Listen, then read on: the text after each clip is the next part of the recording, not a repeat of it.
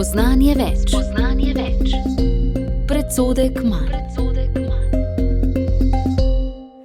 Dober dan, spoštovane poslušalke in poslušalci, v današnji oddaji Spoznanje več, predsodek manj, in v našem studiu želim lep pozdrav profesorju in dvakratnemu doktorju, ustavnemu sodniku Klemenu Jakliču. Pozdravljeni. Pozdravljeni tudi vi, hvala lepa za povabilo. Doktor Klemen Jaklič, začela bi s tem, da se je začelo novo sodno leto. Kako bi vi kot ustavni sodnik ocenili lansko in kaj si želite letos? Ste namreč v izteku mandata kot ustavni sodnik, prihodnje leto se vam izteče. Ja, res je. Torej, kaj si mislim, sporočam preko svojih ločenih mnenj, odklonilnih, včasih pritrdilnih, in to je pač ta tema, ki sva jo že večkrat naslovila. Mogoče zdaj ponovim in dodam še en vidik, in sicer kaj izhaja iz teh mojih ločenih mnenj, mogoče ena skupna središčna točka. Če bi zdaj analiziral za nazaj, bi rekel, da je slovensko pravo, slovenski pravni sistem po moji oceni še vedno ujet v nek status quo, slovenski status quo, ki ima tako kot vsak sistem nekatere, ki so privilegirani, ki imajo precej od takega sistema, in nekateri, ki so diskriminirani, bi rekel, kar tradicionalno diskriminirani, izločani in tako naprej. No, in ta sistem, to velja tudi za koristi, za napredovanja in tako naprej, in ta sistem se na žalost preliva tudi v pravno stroko. To je recimo en leitmotiv, ki ga sam, če gledam nazaj, svoja ločena mnenja, kaj me je motilo pri odločitvah, kje sem soglašal in tako naprej, vidim. In to je ena od ločnic, ki na žalost loči tudi pravno stroko. Nasplošno govorim, vključno s sodstvom, rednim sodstvom, ustavnim sodstvom. Mislim, da je tukaj velik bazen pravniškega kadra, ki je še vedno vpet v status quo, ki je vpet v te privilegije nekaterih, ni nujno njih osebno, ampak lahko tudi njih osebno, ampak skupin, ki so jim blizu in tako naprej. In pa en manjši bazenček pravnikov, ki se trudijo razmišljati avtonomno, torej pogledati na situacijo od zunaj, ne glede na to, kdo bo kaj imel od takšne od drugačne odločitve, komu bo koristila, zakaj, ampak gleda samo na pravni sistem, kaj bi bilo v idealu pravilno, kako bi pravo moralo postopati. No, in jaz lahko zase rečem, da sem se trudil v to smer, v to slednjo smer. In kadarkoli sem zaznal, da kaj ne bi šlo v to smer, sem pač reagiral. Zato je bilo veliko ločenih mnenj, odklonilnih, pritrdilnih in tako naprej. Veliko tudi zelo načelne drže, tako načelne, da je prišlo zaradi tega do konfliktov. Večkrat so me poskušali v tem mojem mandatu v preteklih letih tudi premikati, če tako rečem, ne. Ampak jaz sem ostal zvest temu, kar verjamem, kar mislim, da bi pravo moralo biti, čeprav je v Sloveniji pravnikov, ki bi podpirali to, zelo malo, žal, in tako da ni ta smer ne vem kako močna, ne, to priznam, ampak argumentativno si pa domišljam, da je najmočnejša. Argumentativno in idealistično. To se pravi, kaj bi pravo moralo biti, kako bi to moralo izgledati. Tako da to je en leitmotiv, ena tema, ki izhaja iz teh mojih ločenih mnenj, ki je pravzaprav moje mnenje o tem, kaj se je v preteklih letih, vključno s tem, kaj se je v preteklem letu dogajalo in kaj pričakujemo od recimo naslednjega leta, od naslednjih let. Jaz sem večni optimist, in vztrajam pri tem pristopu, avtonomnem pristopu do razumevanja prava, ne glede na to, kaj pač se kriči okoli. Ponavadi ravno tisti, ki vztrajajo na avtonomnosti, so predmet največjih kritik, češ in poskusov diskreditacij v smislu, saj ravno to ni avtonomen pogled, ne. Ampak jaz vem pri sebi, da pač sem do sedaj sledil avtonomnemu pogledu in bom tako tudi v prihodnje. Drugo me ne zanima in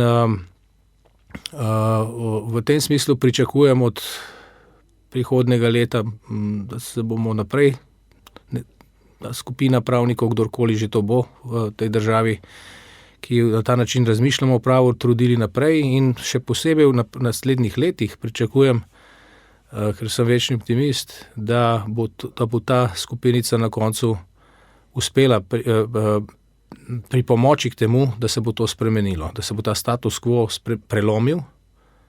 Jaz mislim, da se bo prelomil, da je vprašanje časa na srednji rok, morda prej, kot si mislimo, in takrat se bodo spremenile tudi razmere na Ustavnem sodišču. Takrat bo to, kar se je dogajalo v preteklih letih, pa se še dogaja, vzor tega, kako Ustavno sodišče ne bi smelo postopati. In jaz mislim, da je ta čas morda celo bližje, kot si mislimo, je pa na obzorju. Doktor Jaklič, iskrena hvala, ker ste tudi v teh letih, ko ste bili ustavni sodnik, midva sva z oddajami začela že leta 2014, če se ne motim, pogosto komentirala zadeva in tudi predstavljala vaša ločena mnenja. Tudi danes se bova enega odklonilnega ločenega mnenja dotaknila. Pa me vseeno zanima, študirali ste tako v Veliki Britaniji kot v Združenih državah Amerike. Kaj opažate sedaj, ko ste tukaj v Sloveniji? Je pri nas ta manjko v premajhni izobrazbi sodnikov, mogoče premajhnem poglabljanju v ustavnosodne prakse domače in pa tudi tuje in evropske, tudi konec koncev ustavne sodne prakse Evropskega sodišča za človekove pravice? Je vse to, kar sem do zdaj govoril, kar je po mojem mnenju jedro problema tega status quo, in vse to je povezano s tem, kar zdaj vi pravite. Ne? Če je nekega pravnika, ki je resnici avtonomen in ga vznemirja zgolj želja po razčiščenju resnice in tega, kaj je pravno pravilno, kaj bi moralo biti pravilno, potem išče konsistentne odgovore, tako imenovane doktrinarne, gradi ustavnosodno doktrino. Kaj bi bilo prav v vseh podobnih primerih, ne glede na to, kdo je stranka postopkov, kdo se pritožuje, kdo je na nasprotni strani. To je nepomembno. Zdaj je nepomembno, ko naprimer govorijo včasih, ta bo odločil tako, drugi bo odločil tako in tako naprej. Ne? Važno je, ali si odločil konsistentno in ali je v tvoji argumentaciji prepričljivost takšna, ki bo tudi enaka pravzaprav, tudi ko bo kdorkoli drugi stranka postopkov. In če si dokazal konsistentno svoje doktrine, si demantiral vse.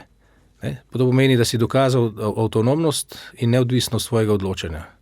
Če se pa odločaš enkrat tako, v podobnem primeru, drugič v podobnem primeru drugače, nasprotno, si pa razgradil doktrino, to pomeni, da si odločal interesno, da si odločal rezultatsko, glede na to, kdo je stranka v postopku, kaj bo to prineslo za koga ali za drugega.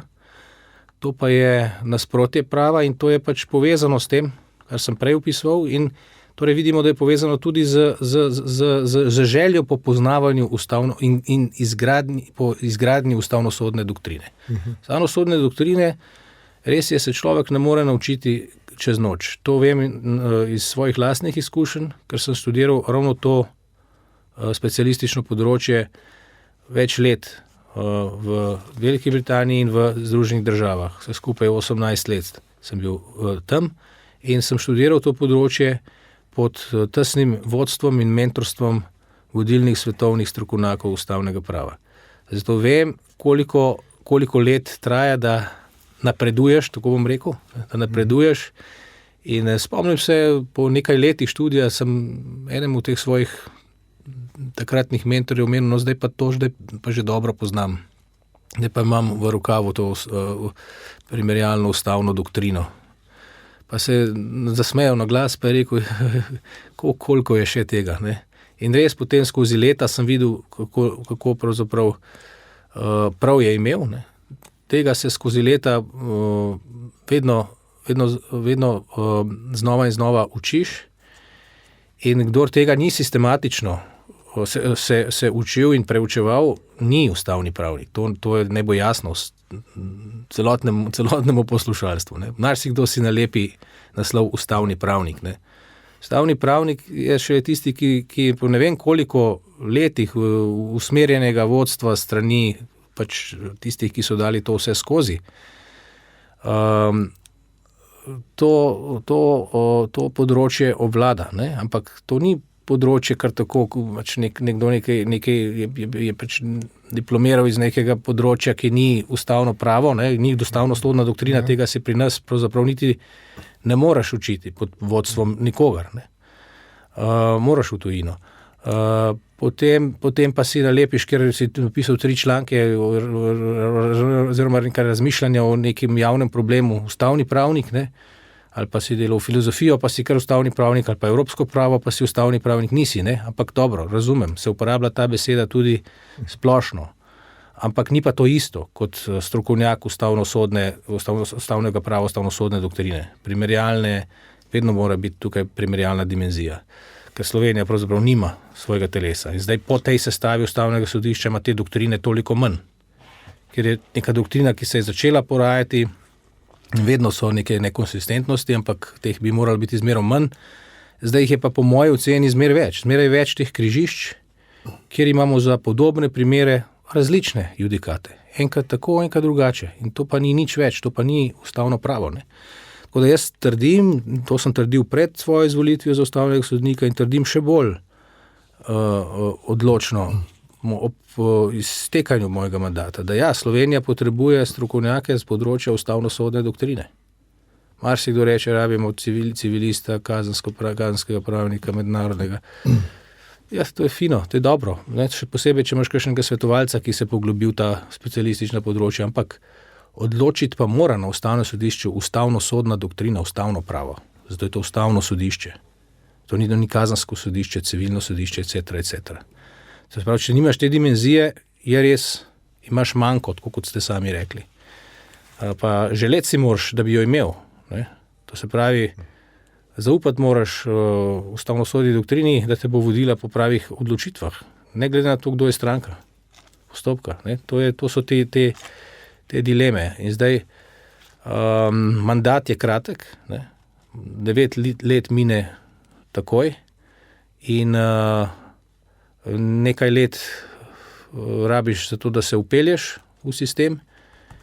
Tekom let spoznaš nekaj te ustavno-sodne doktrine, če je ta nekonsistentna, po mojem mnenju, se ti vse sesuje.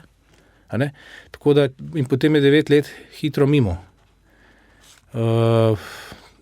Tega vidika tudi sistem ni najboljši za to, da bi učil bodoče ustavne pravnike na